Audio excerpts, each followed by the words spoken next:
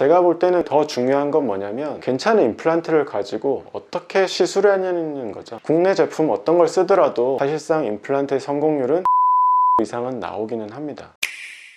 오늘은 임플란트 비용에 대해서 한번 이야기를 해보겠습니다. 많은 분들이 굉장히 관심이 있죠.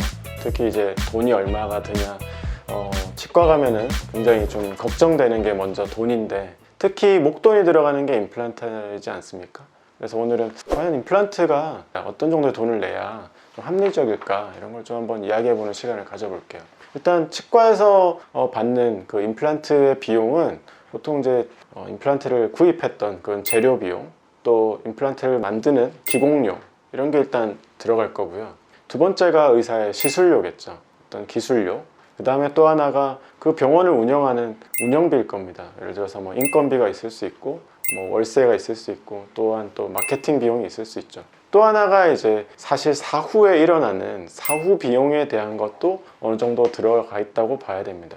사실 뭐 임플란트의 비용이라고 하면 재료비는 기공료도 치과마다 거의 다 비슷합니다. 별 차이가 안 나요. 왜냐하면 기공소에다가 내는 비용이기 때문에 거의 정해져 있습니다. 그리고 임플란트 비용도 외제가 아닌 다음에는 국산은 다 거기서 거기에요. 뭐 저희가 알고 있는 오스템이나 디오나 네오나 뭐 덴티움 여러 가지들이 어느 정도 차이가 나야 뭐 한 1, 2만 원 선에서 차이 나요.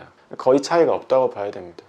그리고 이제 의사의 시술료는 이제 어떻게 책정하냐에 따라 다르지만 가장 많이 차이 나는 거가 운영비인데, 예를 들어서 이제 뭐 월세는 치과가 어디에 있느냐에 따라서 다르잖아요. 뭐 조금 낼 수도 있고 엄청 많이 내는 데도 있을 겁니다. 또 마케팅을 하는 치과도 있고 안 하는 치과도 있을 수 있고요. 또 인건비도 직원을 뭐 조금 데리고 있을 수도 있고, 아주 많이 뭐 의사도 여러 명 이렇게 해서 대형 치과처럼 있을 수 있습니다.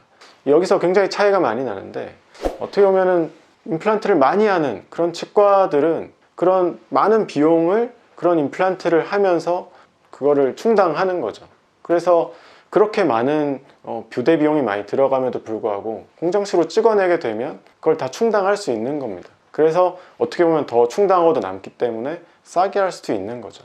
제가 항상 말씀드리지만 그 사후 비용이라는 것도 어느 정도 좀 들어가야 된다고 봐요. 치과에서 이제 시술을 받고 얼마 안 됐는데 조금 문제가 되면 그런 정도는 이제 간단하게 해결을 해주거나, 또 추후에 문제가 안 일어나게끔 계속 환자를 이제 리콜하면서 또 오시라고 하고 설명을 드리고 교육을 하고, 이런 과정들이 정말 중요하다고 생각을 하는데, 그런 과정도 다 비용에 들어간다고 봅니다.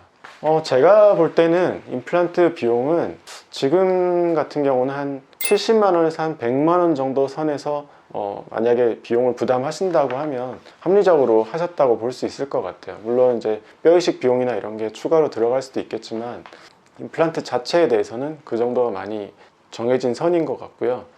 저 같은 경우는 임플란트 국산도 있고 외산도 있는데, 물론 이제 임플란트 시작한 거는 외국이긴 합니다. 하지만 지금은 이제 국내 제조회사들도 굉장히 어느 정도 상향 평준화되어서 괜찮은 임플란트를 만들고 있고, 지금은 옛날하고 다르게 임플란트 디자인이 어느 정도 점에 이렇게 수렴되어 있습니다. 그래서 어느 제조회사나 비슷한 거를 만들고요. 그게 가장 좋다라고 여겨집니다. 그리고 또 표면 처리도 어느 정도 다 상향 평준화되어 있고요.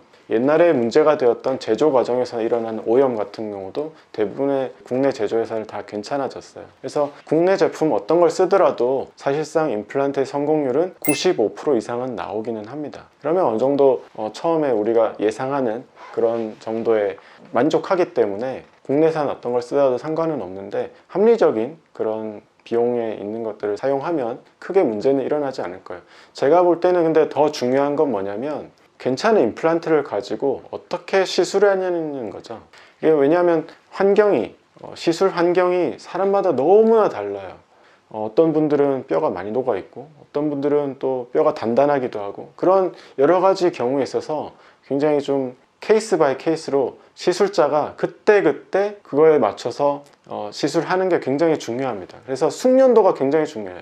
경험이 많으면 많을수록 그런 예기치 못한 상황에 빨리 대처할 수 있게 됩니다. 그게 정말 중요하다고 봅니다. 대부분의 임플란트는 심고 난 다음에 한 달 안에 성공과 실패가 대부분 갈려요. 그래서 그때 문제가 되는 것들을 빨리 해결을 하고, 빨리 그래야지 환자도 고통스럽지 않고 사후에 쓸 때도 크게 문제가 안 됩니다. 그런 것들은 정말 많이 경험을 했을 때 알게 되는 것들인 거죠. 결론적으로 말씀드리면 임플란트 금액대가 제가 말씀드린 금액에서 너무 저렴하거나 또 아니면 너무 과하거나 이렇게 되면 한 번쯤 의심을 해보시고 또 다른 치과를 가보시는 것도 좋을 것 같습니다.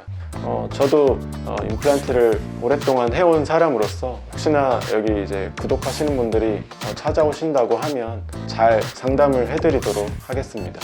이상 도봉예치과 원장 이정훈이었습니다. 감사합니다.